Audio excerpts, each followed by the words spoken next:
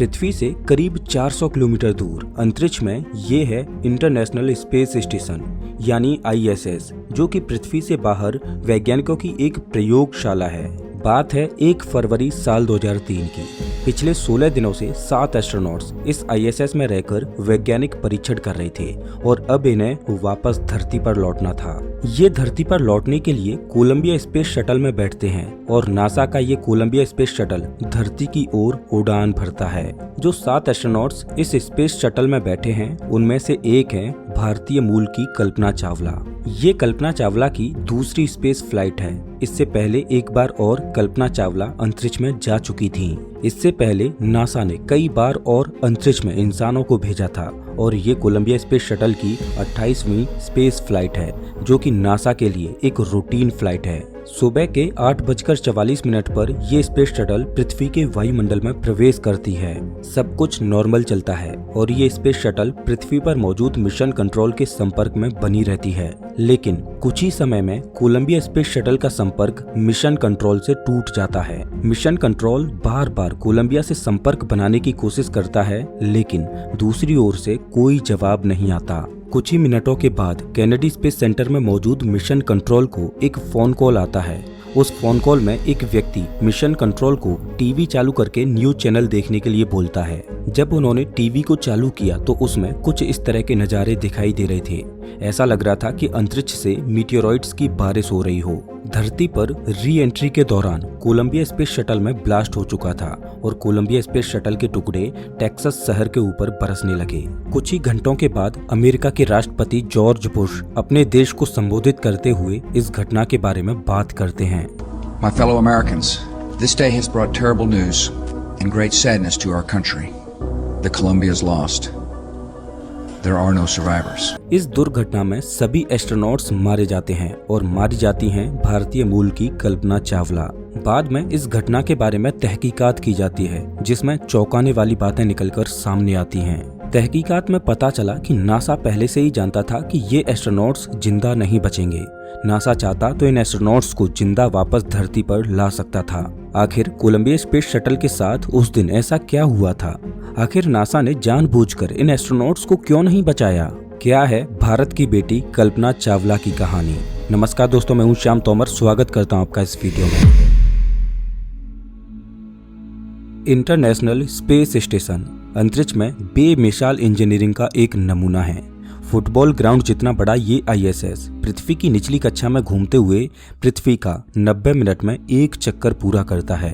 अंतरिक्ष में इस विशाल स्ट्रक्चर को बनाने में करीब 10 सालों का समय लगा था। जब पहली बार 20 जुलाई 1969 को इंसानों ने चांद की धरती को छुआ तो इंसानों के लिए ये एक बहुत बड़ी छलांग थी। लेकिन अंतरिक्ष की दुनिया में मानव जाति का ये एक छोटा सा कदम था। चांद पर जाने के बाद अब इंसानों के सपने बहुत बड़े हो चुके थे। इंसानों की नज़र अब मंगल ग्रह पर थी। अब इंसान मंगल ग्रह पर अपना कदम रखना चाहते थे। लेकिन मंगल ग्रह पृथ्वी से इतना दूर है कि मंगल ग्रह तक पहुंचने में किसी भी स्पेसक्राफ्ट को 6 से 7 महीनों का समय लग जाएगा। इन 6 से 7 महीनों में स्पेसक्राफ्ट में बैठे अंतरिक्ष यात्रियों के शरीर पर अंतरिक्ष का क्या प्रभाव पड़ेगा? वो जीरो ग्रेविटी में 6 से 7 महीनों तक कैसे रह पाएंगे? इन सवालों को ध्यान में रखते हुए वैज्ञानिकों ने एक ऐसी प्रयोगशाला बनाने की सोची जिसमें ग्रेविटी जीरो हो, और ऐसी किसी प्रयोगशाला को केवल अंतरिक्ष में ही बनाया जा सकता था। और यहाँ से नींव रखी जाती है इंटरनेशनल स्पेस स्टेशन की। साल 1998 में पृथ्वी के लो ऑर्बिट में इस स्पेस स्टेशन को बनाना शुरू किया जाता है और साल 2011 तक ये स्पेस स्टेशन पूरी तरह से बनकर तैयार हो चुका था। इस स्टेशन में वैज्ञानिक माइक्रोग्रेविटी या कहें जीरो ग्रेविटी में रहकर भांति भांति प्रकार के एक्सपेरिमेंट्स करते हैं जिन्हें पृथ्वी पर करना संभव नहीं है।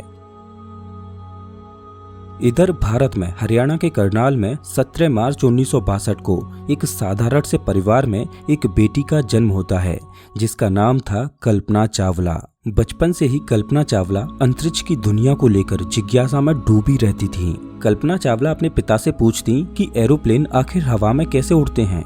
कल्पना चावला ख्वाब देखती थीं कि वो भी कभी आसमान में उड़ेंगी और अंतरिक्ष की सैर करेंगी और अपने सपनों की उड़ान भरने के लिए ये अमेरिका चली जाती हैं। साल 1988 में इन्होंने अपनी PhD की और नासा के साथ काम करना शुरू कर दिया।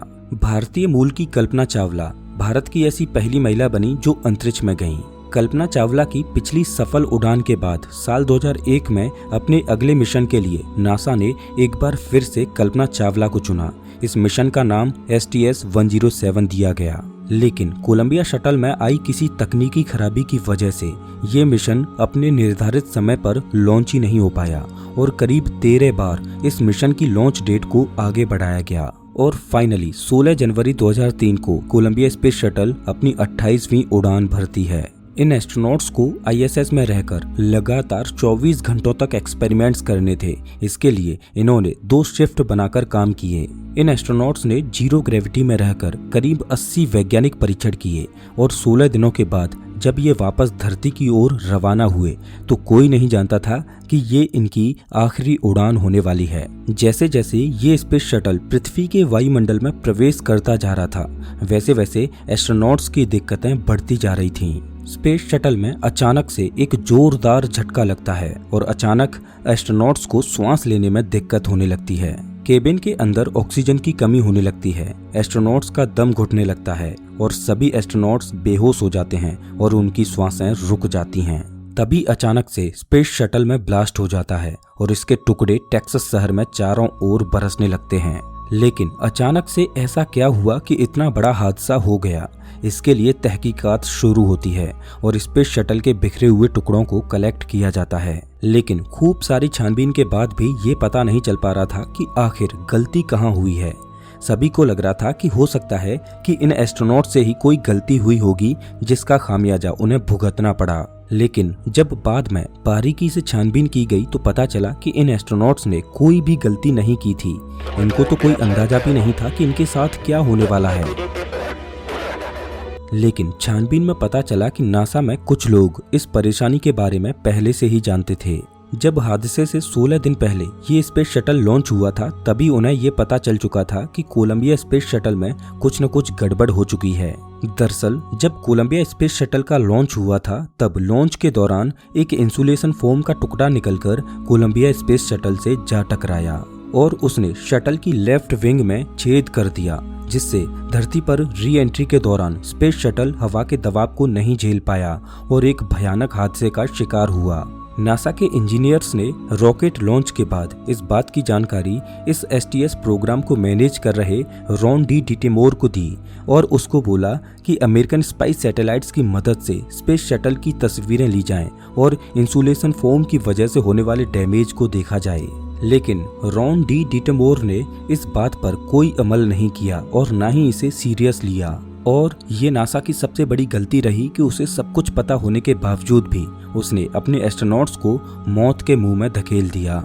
इस हादसे के बाद नासा ने स्पेस शटल प्रोग्राम को करीब 2.5 साल के लिए रोक दिया और उसके बाद स्पेस शटल में भी कुछ बदलाव किए ताकि फिर से ऐसा कोई हादसा ना हो और सौभाग्य से उसके बाद आज तक फिर से ऐसा कोई हादसा नहीं हुआ। नासा ने इस मिशन में जान गंवाने वाले एस्ट्रोनॉट्स के सम्मान में मंगल ग्रह पर जिस जगह पर नासा ने लैंडिंग की थी उस जगह का नाम कोलंबिया मेमोरियल स्टेशन रखा। मंगल ग्रह पर मौजूद कुछ पहाड़ियों के नाम भी नासा ने इन्हीं एस्ट्रोनॉट्स के नाम पर रखे, जिनमें से एक पहाड़ी का नाम कल्पना चावला के नाम पर है। और आज मंगल और बृहस्पति ग्रह के बीच मौजूद एस्ट्रॉयड बेल्ट में एक एस्ट्रॉयड चक्कर लगा रहा है 51826, जिसे कल्पना चावला एस्ट्रॉयड के नाम से जाना जाता है। दोस्तों, इंसानों को अंतरिक्ष में भेजना कोई खेल नहीं। अंतरिक्ष में हर समय एस्ट्रोनॉट्स के सिर पर जान का खतरा मंडराता रहता है और नासा के लिए ये कोई पहली दुर्घटना नहीं थी। इससे पहले भी नासा ने कई दुर्घटनाओं और चुनौतियों का सामना किया था। आज हम नासा की कामयाबियों को जानते हैं कि कैसे नासा ने इंसानों को चांद पर उतारा था, लेकिन हम नासा के उस सफर को नहीं जानते जिसमें नासा ने न जाने कितने बलिदान दिए और कितने एस्ट्रोनॉट्स को खोया। हम नासा की अपोलो प्रोग्राम की सफलता के बारे में तो जानते हैं कि कैसे नासा ने चांद को छुआ, लेकिन क्या आप अपोलो प्रोग्राम के पर्दे के पीछे की कहानी को जानते हो? नासा का अपोलो प्रोग्राम दुनिया के सबसे खतरनाक स्पेस मिशंस में से एक था, जिसमें अपोलो प्रोग्राम के पहले ही मिशन में नासा के 3 एस्ट्रोनॉट्स को अपनी जान गंवानी पड़ी। अपोलो प्रोग्राम के 13वें मिशन में चांद के पास ही अपोलो यान में ब्लास्ट हो गया और 3 एस्ट्रोनॉट्स अंतरिक्ष में खो गए। अपोलो 11 के दौरान चांद पर लैंड करते हुए नील आर्मस्ट्रॉन्ग और बज ऑल्ड्रिन मरते मरते बचे। सच कहूं तो नासा के अपोलो प्रोग्राम के पर्दे के पीछे की कहानी आपकी रूह कपा देगी। अपोलो प्रोग्राम के पर्दे के पीछे की इस कहानी को आप स्क्रीन पर दिख रही इस वीडियो में देख सकते हो। मैं आपको वहीं मिलता हूं।